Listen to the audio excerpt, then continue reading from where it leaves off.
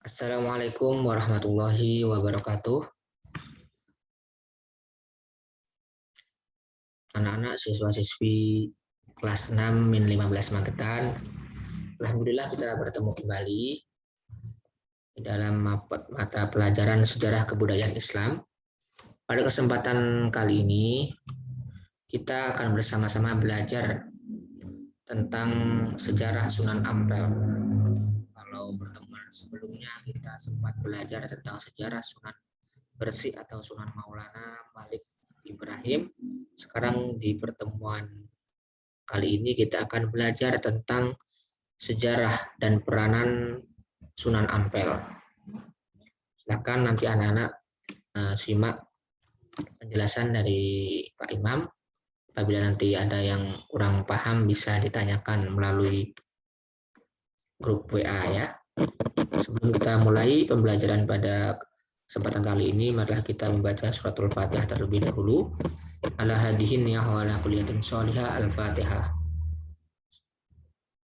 Alhamdulillahirabbil alamin arrahmanir rahim maliki yaumiddin. Iyyaka na'budu wa iyyaka nasta'in ihdinas siratal mustaqim siratal ladzina an'amta 'alaihim ghairil maghdubi 'alaihim waladdallin. Baiklah anak-anak semuanya, silakan anak-anak bisa menyimak penjelasan dari Pak Imam melalui video berikut ini. Sejarah Sunan Ampel ya.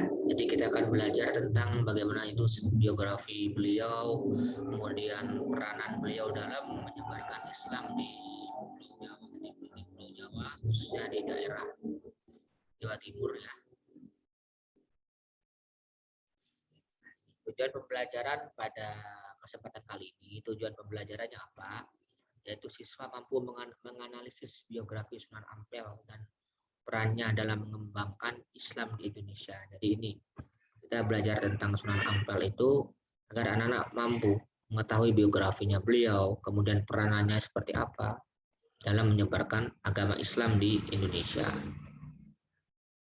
Subbahasannya yang akan kita pelajari pada bab 2 ini adalah yang pertama kita akan belajar tentang biografi Sunan Ampel. Jadi pada kesempatan kali ini kita akan mempelajari subbahasan yang pertama tentang biografi Sunan Ampel. Kemudian nanti pertemuan berikutnya kita akan belajar tentang peninggalan Sunan Ampel. Dan yang terakhir adalah peranan Sunan Ampel dalam menyebarkan Islam. Baiklah anak-anak, sekilas di layar sudah kelihatan di situ ada gambar anak-anak ya. Jadi ada gambar masjid ya. Nah, itu anak-anak itu merupakan foto dari Masjid Ampel. Kalau anak-anak pergi ke Surabaya, tepatnya di daerah Ampel Denta, itu ada disitulah lokasi makam Sunan Ampel beserta masjidnya juga di situ ya. Itu sekilas mengenai lokasi dari makam Sunan Ampel sendiri. Berikutnya biografi Sunan Ampel. Ini kalian harus mengetahuinya ya. Yang pertama, Sunan Ampel itu dikenal dengan Raden Rahmat. Jadi nama aslinya adalah itu ya, Raden Rahmat. Orang Jawa dulu memanggil panggilan kehormatan untuk seseorang itu dengan sebutan Raden ya, Raden Rahmat. Jadi bangsawan, golongan darah biru, bangsawan dan para ulama terdahulu orang Jawa memanggilnya dengan istilah Raden. Nama aslinya ya Rahmat itu ya. Nama aslinya adalah Sayyid Ali Rahmatullah. Ini nama asli dari Sunan Ampel sendiri. Dari nama sudah kita ketahui bahwasanya Sunan Ampel ini, Sayyid atau Sayyid Ali Rahmatullah ini merupakan salah satu keturunan dari Nabi Muhammad SAW. Ya. Kemudian ayah beliau bernama Syekh Ibrahim As-Samarqandi, seorang ulama asal Samarkand, Asia Tengah. Jadi, kalau kalian lihat atlas, kalian bisa lihat peta Asia Tengah. Di situ ada daerah namanya Samarkand, dan daerah Samarkand itulah tempat di mana ayah Sunan Ampel dilahirkan ya. Nanti kalau anak-anak melihat LKS, di situ ada kesalahan anak-anak. Jadi perlu diperhatikan. Di LKS kalian itu ada kesalahan di situ. Kesalahannya apa? Kalau di LKS kalian itu tercantum Sunan Ampel merupakan putra dari Sunan Gresik. Nah, itu salah ya. Yang benar adalah Sunan Ampel ini merupakan putra dari Syekh Ibrahim As-Samarqandi. Nah, nanti ketika di Jawa, Syekh Ibrahim As-Samarqandi ini dikenal dengan nama Syekh Ibrahim Asmorokondi. Jadi kalau Jawa, orang Jawa dahulu ya, bilang As-Samarqandi itu terasa berat. Akhirnya disingkat Asmorokondi. Nah, dicari gampangnya seperti itu. Jadi ayahnya itu juga ikut Sunan Ampel ke Indonesia ya. Ya, anak dan orang tua, anak dan ayah juga ikut ke sini semua anak. Ibunya seorang putri raja bernama Candraulan. Ini merupakan ibu dari Sunan Ampel atau Sayyid Ali Rahmatullah, itu namanya Candraulan, Dewi Candraulan, dari kerajaan Campa Kamboja. Jadi kerajaan Campa Kamboja itu dulu merupakan salah satu kerajaan Islam. Ya. Bisa menjadi kerajaan Islam itu dikarenakan salah satunya adalah jasa dari Syekh Ibrahim As-Samarqandi. Jadi ayah Sunan Ampel itu dulu ketika masih mudanya itu menyebarkan Islam sampai ke Asia Tenggara, tepatnya di daerah Campa atau Kamboja. Kemudian menyebarkan Islam di situ sampai menyebarkan Islam ke keluarga kerajaan Kamboja. Dari situlah akhirnya kerajaan Campa itu menjadi kerajaan Islam dikarenakan ya jasa dari Syekh Ibrahim As-Samarqandi. Setelah kerajaan Campa itu menjadi kerajaan Islam, maka dinikahkanlah Syekh Ibrahim As-Samarqandi dengan Dewi Candraulan dan akhirnya mempunyai anak namanya Sayyid Ali Rahmatullah yang dikenal dengan nama Sunan Ampel. Itu jadi anak-anak sejarah ayah dan ibunya Sunan Ampel.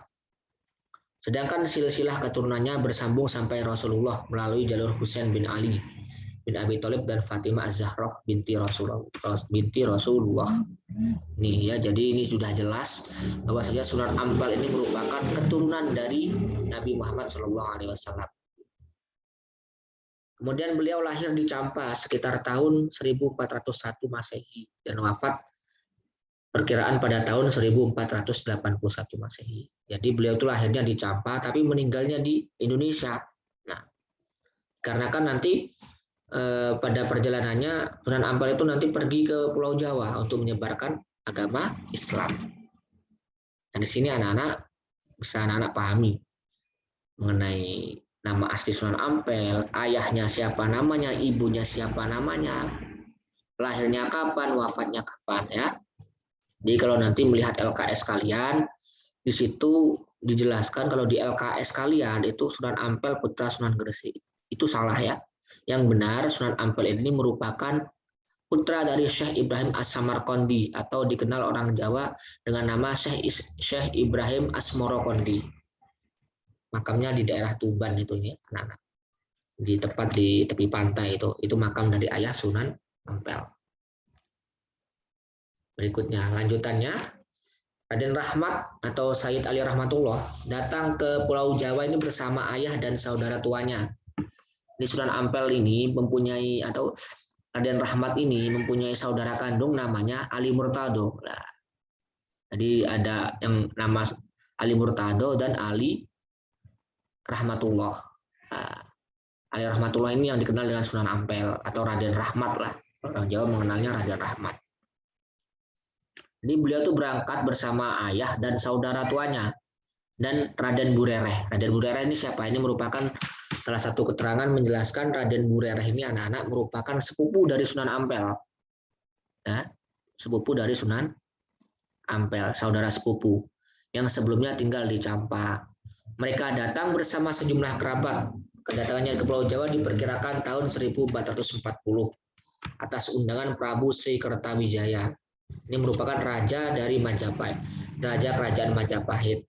Nah, kenapa kok Sunan Ampel ini diundang ke Jawa? Ternyata alasannya, salah satu alasannya adalah untuk memperbaiki perilaku masyarakat Majapahit yang konon pada saat itu mengalami kemunduran dan kemerosotan moral. Jadi inilah salah satu alasan kenapa Sunan Ampel diundang atau disuruh oleh Prabu Sri Kertawijaya untuk datang ke Pulau Jawa. Kedatangan rombongan ke Majapahit juga dikarenakan, nah ini alasan lainnya, di samping alasan tadi untuk memperbaiki moral, ternyata kedatangan Sunan Ampel ini beserta rombongan ke Majapahit dikarenakan adanya hubungan keluarga antara ibunya dan istri Sri Prabu Kertawijaya, yaitu yang namanya Dewi Darawati yang berasal dari Campa. Jadi ibunya Sunan Ampel itu punya saudara kandung, punya adik namanya Dewi Darawati. Dewi Darawati sendiri ini anak-anak diperistri oleh Raja Majapahit. Jadi di samping Sunan Ampel itu pergi ke Jawa untuk memperbaiki moral di masyarakat Majapahit, juga untuk mengunjungi bibinya yang bernama Dewi Darawati. Seperti itu. Jadi anak-anak alasan kenapa Sunan Ampel kok bisa sampai ke Pulau Jawa ini.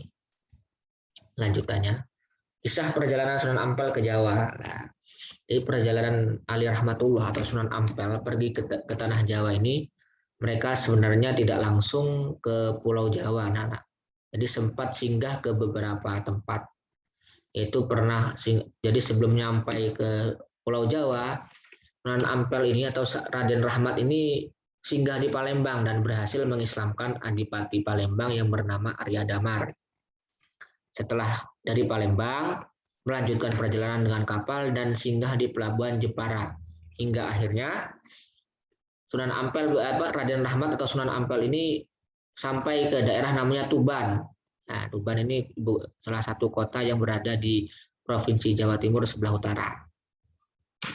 Pada saat itu, ayah Ali Rahmatullah menderita sakit dan hingga akhirnya wafat dan dikuburkan di Tuban, tepatnya di desa Gresik Harjo. Nah, inilah tempat atau makam dari ayahanda Sunan Ampel yang bernama Syekh Ibrahim As-Samarqandi atau Asmoro Kondi. Nah, jadi kalau anak-anak pergi ke Tuban itu insya Allah nanti kalau melewati tepi pantai itu akan menemukan makam dari ayahanda Sunan Ampel.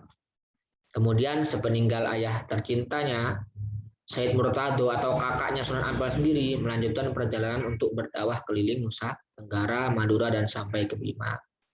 Jadi kan tadi Sunan Ampel kan punya saudara laki-laki yang namanya Said Murtado, Ali Murtado.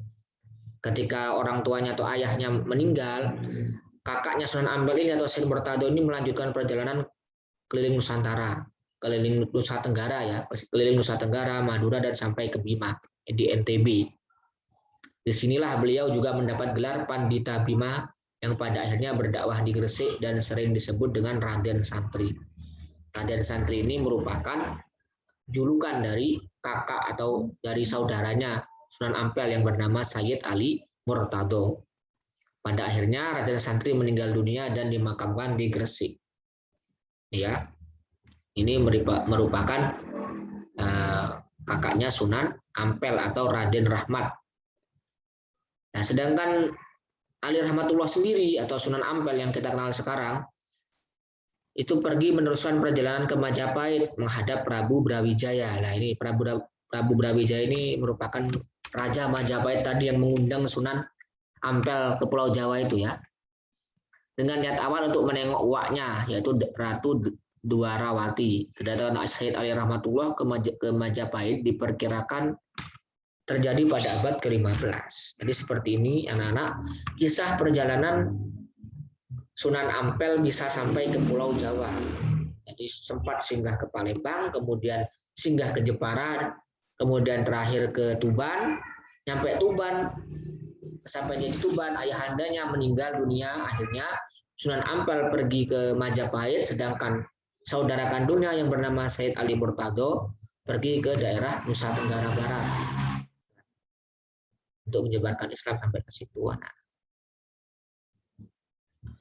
Adapun istri dan putra-putri Sunan Ampel ini ya, menurut sejarah Said Ali Rahmatullah ini memiliki 2 orang istri. Jadi Sunan Ampel itu mempunyai 2 istri.